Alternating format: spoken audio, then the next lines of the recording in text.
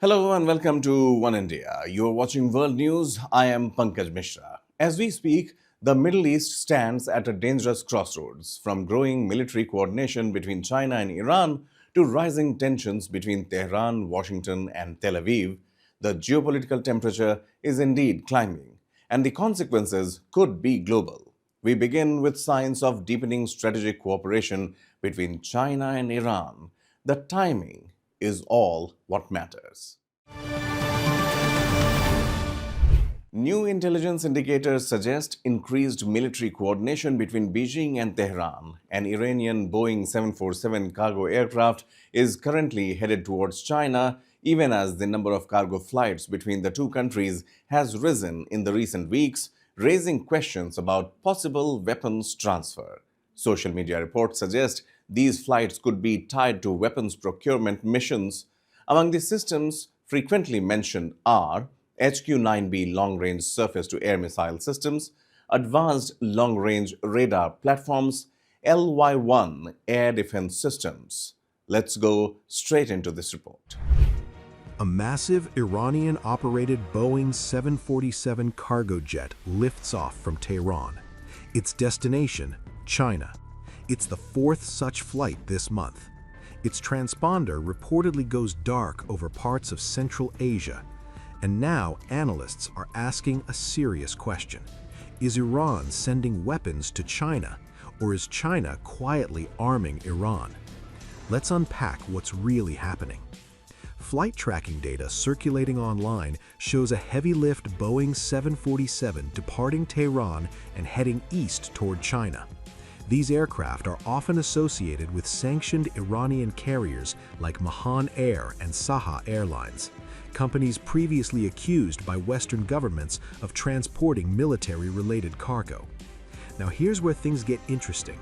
Observers claim that during portions of these routes, the aircraft's transponders appear to switch off, meaning the plane temporarily disappears from public tracking systems. That doesn't automatically prove wrongdoing. Military and sensitive cargo flights often limit tracking visibility. But when you combine that with timing, rising regional tensions, and the frequency of these trips, it raises eyebrows. This wasn't a one-off flight. It's reportedly the fourth in February alone. So what's inside? Social media speculation suggests these flights could be tied to weapons procurement missions. Among the systems frequently mentioned, HQ-9B long-range surface-to-air missile systems, advanced long-range radar platforms, LY-1 air defense systems. If Iran were upgrading its air defenses, it would significantly complicate any potential airstrike scenario involving Israel or the United States. But here's the key. There is no publicly verified proof of weapons transfers on board these specific flights. No satellite imagery, no official confirmation, just patterns and timing. Still, patterns in geopolitics often matter. This isn't happening in isolation. Earlier this year, Iran, China, and Russia formalized a broader strategic partnership framework, signaling deeper coordination across economic and military spheres. Shortly after, the three countries announced joint naval drills in the Gulf of Oman as part of the Maritime Security Belt exercise series. Meanwhile, China continues to purchase significant volumes of Iranian oil despite U.S. sanctions, providing Tehran with critical economic lifelines.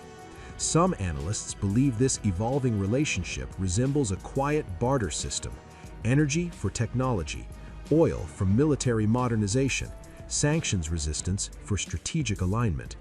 And from Beijing's perspective, supporting Iran strengthens China's foothold in the Middle East while counterbalancing U.S. influence without committing to direct military confrontation. Tensions in the region have been elevated. Iran's standoff with Israel continues. The U.S. is applying diplomatic and economic pressure, and great power competition between Washington and Beijing is intensifying. If Iran is indeed strengthening its air defenses with Chinese systems, that would alter regional military calculations. But here's the nuance. China traditionally avoids direct entanglement in active conflict zones. Its strategy tends to favor economic leverage and strategic positioning over overt military intervention. So is this the start of a new military axis, or is it simply pragmatic cooperation between two heavily sanctioned powers? Iran is now escalating its rhetoric against Israel, just as diplomacy with Washington hangs in balance. Tehran has warned of Israel's destructive influence on negotiations ahead of Israeli Prime Minister Benjamin Netanyahu's visit to Washington. Iranian officials say Israel cannot act alone, a statement widely interpreted as a suggestion of tacit American backing for Israeli military decisions and possible actions. The message is clear. Tehran sees diplomacy and military pressure unfolding simultaneously. Here's more. The warning from Tehran could not be clearer. Iran's ballistic missile program is off the table. As tensions rise with Washington and Tel Aviv, senior Iranian official Ali Shamkhani declared that the country's missile systems are a red line and will not be subject to negotiation under any circumstances. His remarks come as President Donald Trump intensifies pressure for a rapid nuclear agreement, warning of very traumatic consequences if Tehran refuses to comply. The standoff now centers not only on uranium enrichment, but on the weapons Iran says guarantee its survival.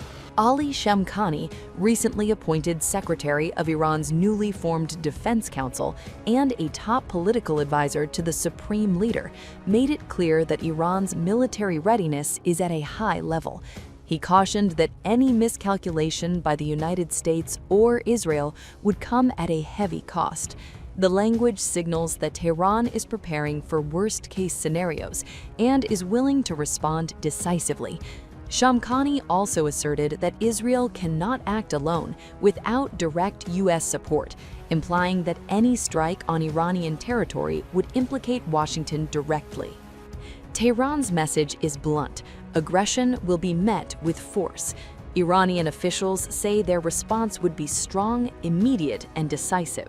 The newly established Defense Council is widely seen as a move to streamline strategic command as regional tensions spike. Iran views its missile arsenal as a core deterrent, particularly after years of sanctions and military threats. For Tehran, dismantling or limiting that capability is not just a concession, it is a security risk it refuses to take. Across the Atlantic, President Trump is pressing hard. Speaking at the White House after meeting Israeli Prime Minister Benjamin Netanyahu, Trump urged Iran to strike a nuclear deal within weeks. "We have to make a deal, otherwise it's going to be very traumatic," he warned. We have to make a deal, otherwise it's going to be very traumatic. Very traumatic. I don't want that to happen, but we have to make a deal. They should have made a deal the first time, and they got Midnight Hammer instead. And this will be very traumatic for Iran if they don't make a deal. Look, if they don't make a deal, then it'll be a different story. But we had a very good meeting yesterday with Bibi Netanyahu, and he understands, but it's ultimately up to me. If the deal isn't a very fair deal and a very good deal with Iran, then it's going to be, I think, a very difficult time for them. Adding that if talks fail, Phase 2 will be very tough. While he did not spell out the specifics, the implication of military escalation looms large, especially with U.S. forces already reinforced across the Middle East.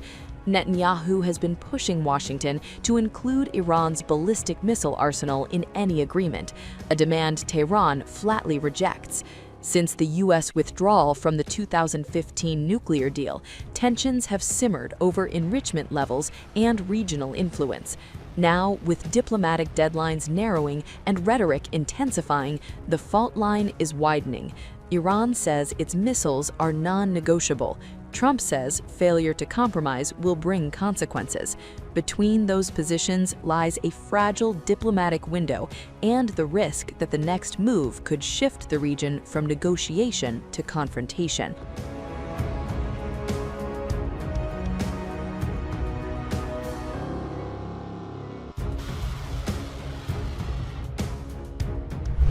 One of the world's most critical energy lifelines may now be part of geopolitical battlefield. There is growing speculation that Iran could retaliate for US strikes on its nuclear facilities by attempting to block the Strait of Hormuz, the narrow shipping corridor through which nearly 20% of global oil and gas supplies pass.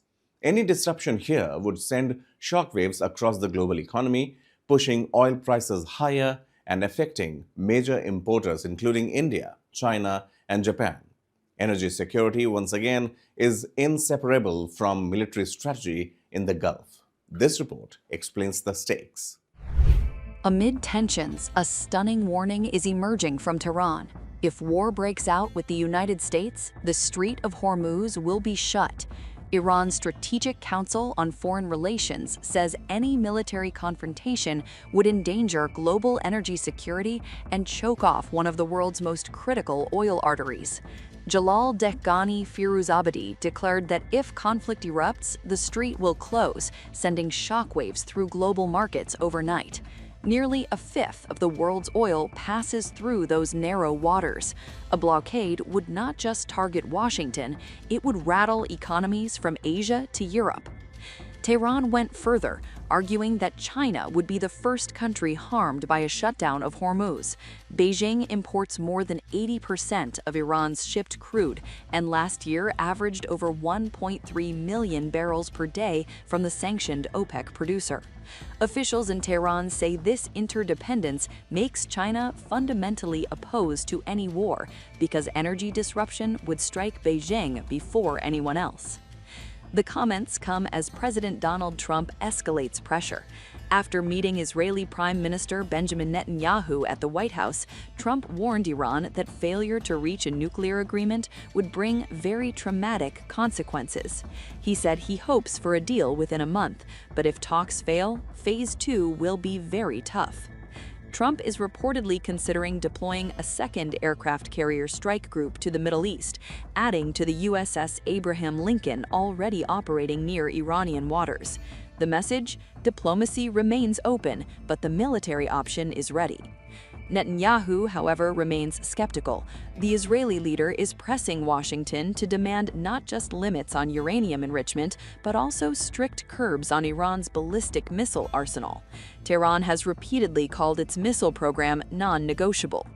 The negotiations now hang in the balance, overshadowed by last year's U.S. strikes on Iranian nuclear facilities during the 12-day Israel-Iran conflict. Trump has reminded Tehran that it miscalculated once before and could do so again. China has entered the fray diplomatically, warning at the United Nations that U.S. military adventurism could plunge the Middle East into chaos. As the world's largest crude importer and the biggest buyer of Iranian oil, Beijing is uniquely exposed to any disruption in the Gulf. China rejects unilateral U.S. sanctions and insists its trade with Iran is legitimate, but a Hormuz closure would send oil prices soaring, threatening supply chains and fragile global growth. Inside Iran, President Masoud Pezeshkian insists his country is not seeking nuclear weapons, even as military leaders say they're ready to confront America if necessary. The stakes could not be higher. A U.S. strike could trigger retaliation, a Hormuz shutdown, and an energy shock reverberating worldwide. For now, diplomacy and deterrence stand side by side, but if negotiations collapse, the narrow waters of Hormuz may become the epicenter of the next global crisis. And now a development that signals just how far the confrontation rhetoric has gone.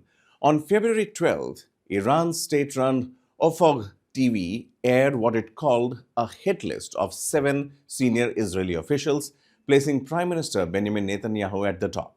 The broadcast carried an explicit warning: there will be no limits, quote unquote. Images of Iranian Ababil missile and drone systems accompanied the message, widely seen as psychological warfare aimed at deterrence and escalation simultaneously. The broadcast underscores how media messaging is itself becoming part of modern conflict strategy. Here's the report. On February 12, 2026, Iran's state-run OFAC TV broadcast a chilling hit list of 7 senior Israeli officials, naming them as prime targets in any future conflict with Israel.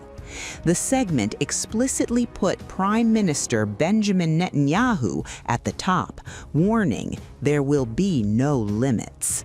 The broadcast displayed photos, names, and a menacing message: "We'll decide when you die. Wait for Ababil," a direct reference to Iran's Ababil missile and drone systems. The 7 officials named included Netanyahu, Mossad Director David Barnea, Defense Minister Israel Katz, Israel DF Chief of Staff Eyal Zamir, Air Force Commander Tomer Bar, Head of Military Intelligence Shlomi Binder, and Itzik Kolen of IDF Operations. This was not vague rhetoric, it was a deliberate on-air assassination menu, signaling Iran considers these leaders legitimate wartime targets with 0 red lines. The timing is critical. This aired just 1 day after Netanyahu met President Trump in Washington, pressing for a hardline nuclear deal that includes missile limits and curbs on regional proxies. Trump has pushed for a deal, but warned of very traumatic consequences if Iran refuses. Tehran, however, has declared missiles and proxies are non-negotiable red lines. This broadcast is part of a coordinated escalation. Israel reports Iran has rebuilt its missile arsenal to 1,800 to 2,000 plus ballistic missiles in record time. A giant billboard in Tehran's Palestine Square even displayed a map of Tel Aviv with the message, "You start, we finish." Iranian officials have repeatedly promised unlimited retaliation against Israel or U.S. strikes, including missiles, drones, proxy attacks, and even potential disruption of the Strait of Hormuz. Israel and the U.S. are taking no chances. The IDF and Home Front Command are on maximum alert, while the Trump administration has sent additional carriers to the region. Defense sources say Israel is prepared to strike Iranian missile sites unilaterally if negotiations collapse. Psychological warfare is at play. This broadcast aims to deter Israel from preemptive strikes while giving Iran time to rebuild its arsenal. Analysts warn the stakes could not be higher. If U.S.-Iran talks fail, the risk of a far larger and more deadly conflict looms, this time with Netanyahu personally in the crosshairs. The question now is urgent. Will diplomacy prevent war, or has Iran's bold signals set the stage for another major confrontation in the Middle East? So the Middle East has clearly entered a phase where diplomacy, military signaling, energy security, and information warfare are unfolding together in real time. And as global powers position themselves carefully, the risk of miscalculation continues to grow. We will continue to track these developments across the region. You are watching World News.